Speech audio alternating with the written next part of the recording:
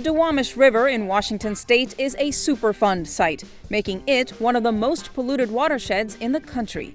If there isn't a Duwamish River, there isn't a Duwamish people.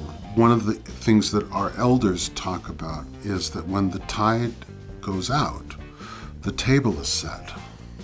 Now, understand, everything that you would ever need is right there. The reeds are things that we used to make our mats out of that went into our longhouses. The ducks, the geese, the mussels, the clams, and the fish that were abundant there at low tide, and the crabs and all the rest of it were what we fed our people with.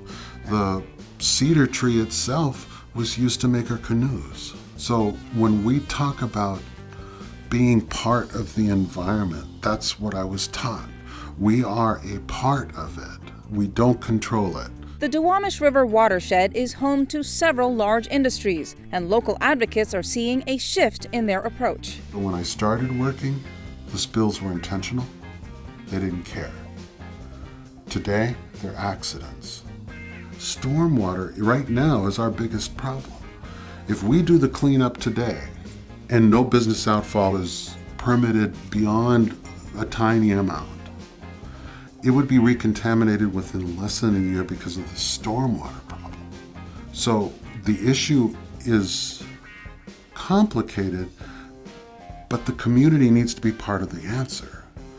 Hopefully, in 30 years from now, we'll be able to eat a fish out of that river.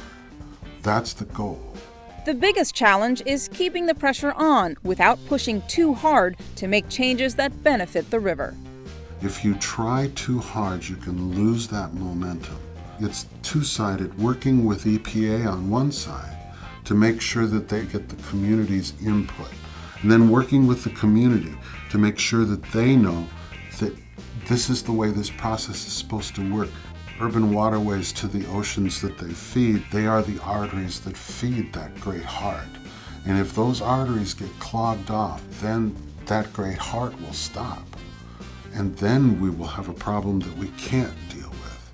We have a problem we can do something about today.